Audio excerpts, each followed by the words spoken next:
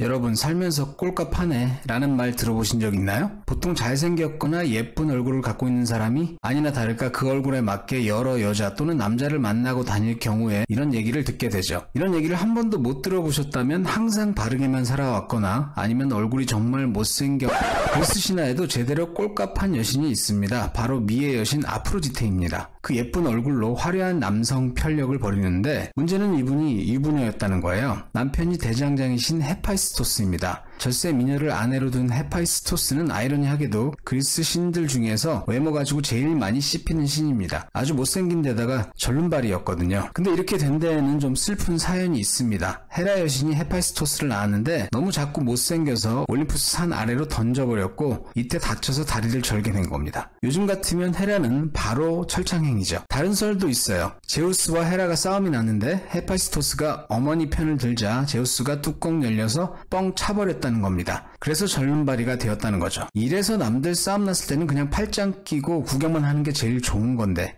어느 쪽이 진실이든지 간에 슬픈 사연이 아닐 수가 없습니다. 결국 버려진 헤파이스토스를 테티스 여신이 거두어 기릅니다. 테티스 여신의 보살핌 아래 헤파이스토스는 대장간 기술과 금속 세공술을 배웁니다. 이 테티스 여신은 나중에 트로이 전쟁의 영웅 아킬레우스를 낳게 되는데 바로 그런 인연으로 아킬레우스의 황금 갑옷도 헤파이스토스가 만들어줍니다. 워낙 손재주가 뛰어났던 헤파이스토스는 그 능력을 인정받아 신들에게 여러가지 명품을 만들어줍니다. 제우스의 번개, 헤르메스의 날개 달린 모자와 신발, 아테나의 방패 같은 게 모두 헤파이스토스의 작품입니다. 제우스는 아들 헤파이스토스를 절름발이로 만든 게 미안했는지 아프로디테에게 장가를 보냅니다. 헤파이스토스는 입이 귀에 걸렸겠죠. 다만 당사자인 아프로디테도 이 결혼에 동의했는지는 기록에 없습니다. 이 둘은 마치 미녀와 야수가 생각나는 조합이죠. 실제로 미녀와 야수가 여기에서 모티브를 얻어서 나온 작품이라는 설도 있습니다. 그런데 문제는 이 둘의 결혼 생활이 순탄치 않았던 거예요. 절세미녀 아프로디테를 업고 다녀도 모자랄 판에 글쎄 이 헤파이스토스라는 양반이 일중독이었던 겁니다. 주 5일 근무제 따위는 자기하고는 상관없는 얘기라며 일주일에 100시간씩 쏟아부으면서 대장간에 아예 살다시피 합니다. 자, 이러니 젊고 혈기왕성한 아프로디테가 얌전히 집에 붙어 있을 리가 없습니다.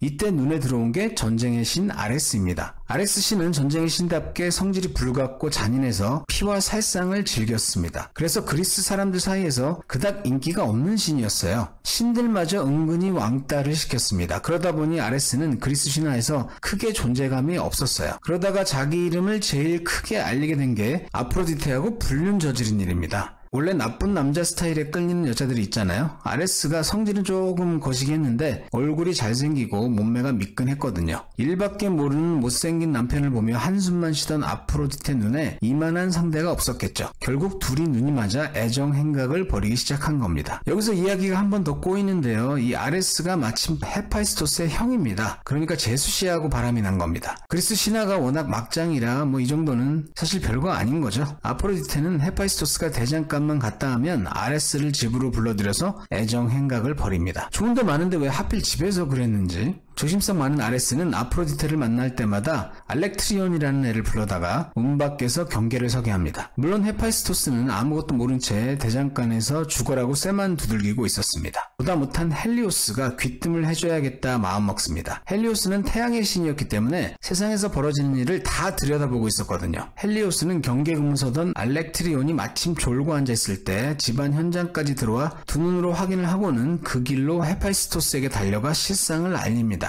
여기 이 장면이 바로 헬리오스가 헤파이스토스가 일하는 대장간에 가서 일러 바치는 내용입니다. 아주 유명한 그림이죠. 그제서야 사태 파악이 된 헤파이스토스는 꼭지가 돌아버립니다. 엊그제 넷플릭스 오징어 게임 보니까 진짜 세상에 믿을 놈 하나도 없더니만 등잔 밑이 어두웠네. 내 이 연놈들을 당장. 헤파이스토스는 복수를 하기로 마음먹습니다. 그래서 뛰어난 손재주를 이용해서 눈에 보일까 말까 한 극세사 그물을 만듭니다. 그리고는 아프로디테 몰래 침대 주위에 걸어놓습니다. 어느 날 헤파이스토스는 출장 좀 다녀온다고 말하고 집을 빠져나옵니다. 아프로디테는 아무것도 모른 채 당장 아레스에게 카톡을 해서 불러드립니다. 둘이서 한창 재미를 보고 있는 찰나에 그물이 그들을 아레스를 덮칩니다. 그때 헤파이스토스가 현장을 급습하죠. 아프로디테와 아레스는 극세사 그물에 걸려 꼼짝달싹 못하게 됐습니다. 신체면에 경찰을 부를 수는 없었던 헤파이스토스는 제대로 망신이라도 줄 생각으로 올림푸스 신들 카톡방에 문자를 날립니다. 불륜 현장 덮쳤으니까 당장 달려오세요. 이 좋은 구경을 신들이 놓칠 리가 없죠? 만사 제치고 신들이 모입니다. 특히나 평소 아프로디테에게 흑심을 품고 있던 헤르메스나 포세이돈은 나체로 아프로디테와 엉겨붙어 있던 아레스를 보고는 은근히 부러워하기까지 합니다. 뚜껑 열린 헤파이스토스가 두 사람을 풀어줄 생각을 하지 않자 보다 못한 포세이돈이 아레스에게 위자를 받고 끝내라고 중재에 나섭니다. 결국 헤파이스토스는 그물을 풀어주게 되죠.